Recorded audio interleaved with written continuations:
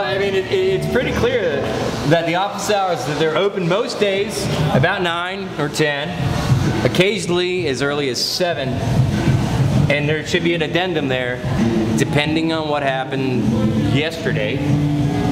But some days as late as 12 or 1, and they close about 5:30 or 6. Occasionally 4 or 5, but sometimes as late as 11 or 12. Tonight I'm thinking 11. 40 years old and I'm still going to a keg party.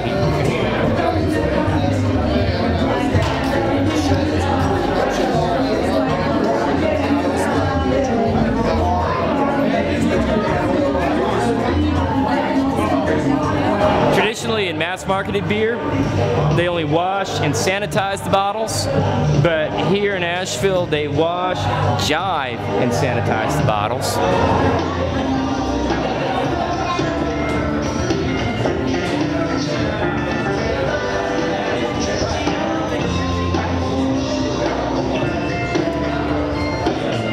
I'm here with Jason Kaufman, and we are at Pisgah Brewing in Black Mountain, North Carolina, right outside of Asheville. Tour. Step over here. Our beer is 4 ingredients, generally.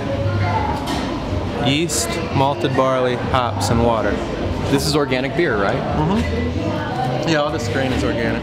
First you make sugar, you mash, which is what happens here in the mash tun, and you harvest your sugar in here by rinsing it with more hot water. So we boiled the sugar, we infused it with hops, we added some spices, and now we're pumping the sugar into the fermenter. We'll add yeast and oxygenate, it'll ferment maybe 3 weeks, age for until December. So it's mid-May right now, yeah. And this is your Christmas beer.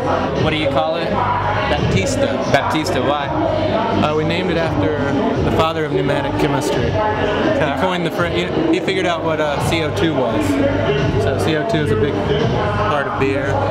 What exactly is the jive stage on the cleaning process? Just water, nothing special really. There's a lot of love in the jive stage, though, right? There's love in the, we're full of love in here. Yeah, we got horseshoe pits, some bocce ball out here, a little stream. You seem pretty happy. I mean, are you content doing what you're doing? Absolutely. Why is that? Well, we run our own business. We come to work when we want to, with you know. I'm taking tomorrow off. Yeah, your business decisions are obviously predicated on what we want, absolutely. Yeah, on what you want, but also there's a larger picture that you're trying to keep in mind. I mean, you know. Your business should reflect your personal values, right? Or, not everyone believes that. Well, we don't aspire to be, you know, in Richmond, Virginia, and I mean, it would be cool, but it's a different headache and a different product, really. We can stay local, a certain size, and stay local within Western North Carolina. If they want it, they have to come get it, and they will. But I mean, that's the opposite. It's back to the lifestyle thing. I'm not driving to Raleigh. I'm going home. Yeah. You know, I don't. If you don't have to, why do it? But that concept of they've got to come get it versus you hiring 18-wheelers and trucking it down to Atlanta, yeah. It's the opposite of the large-scale beer model. Yeah. Well, I haven't been in the beer industry, but I've definitely been in the corporate environment before now, and that's why I'm here.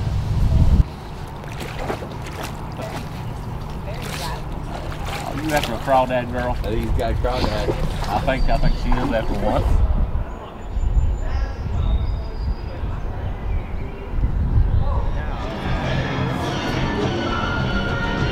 So, I thought beer came from a supermarket, but you're telling me that beer comes from a wall? Beer comes from a wall. This is a magic wall? This is a magic wall, oddly enough. You know, we're fortunate, we're very close to the vortex out here. Nothing like something portable to take your beer home in, right?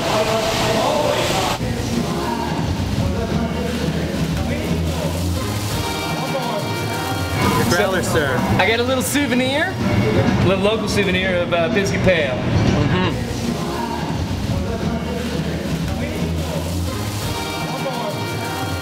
if you're thinking about food miles and how far your food, or for that matter your beer, is transported across our nation's highway system, well, you can take a look at this pickup truck right here and figure these guys, only about 10 miles. Only about 10 miles down there. Load it up, buddy.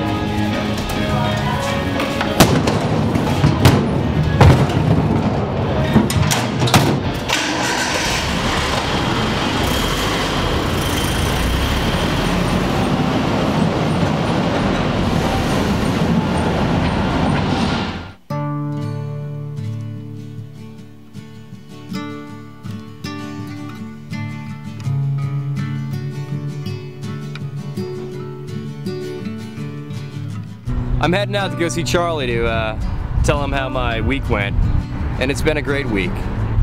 And we're gonna meet at a local farm.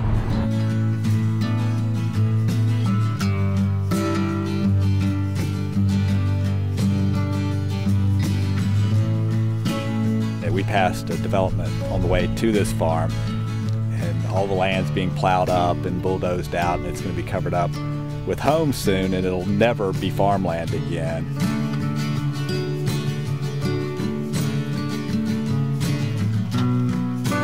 People want to come live here, you know, and they want to come here. This is the irony of it. They want to come live here because of this beauty. They want to be able to ride by this farm and see this beautiful farm. But the act of coming here is destroying this beautiful landscape.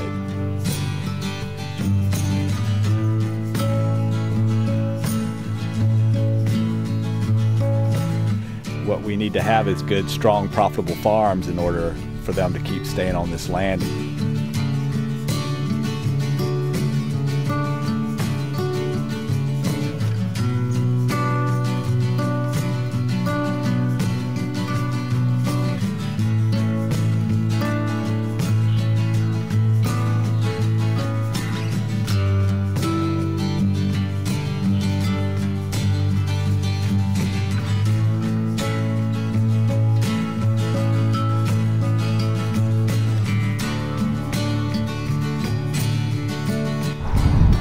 My week's just about over, and as far as you know, being 100% local, I don't think I hit that mark, but I did learn a lot about myself and about how I schedule my life and about my priorities. And I realized that it boils down to choices. Choices about how we eat, choices about how we live on this earth. And something as simple as a tomato, well, can make all the difference in the world.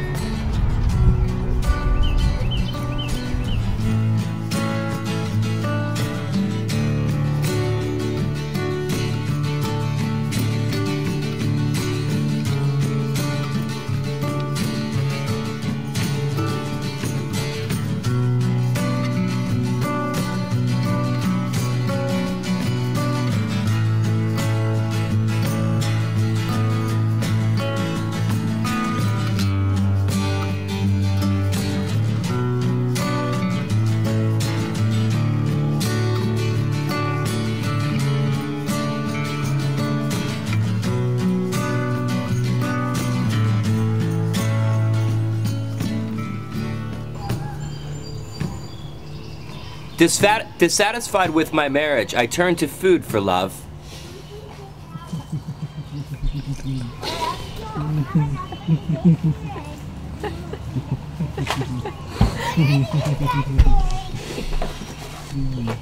That was the best thing I've heard you say tonight.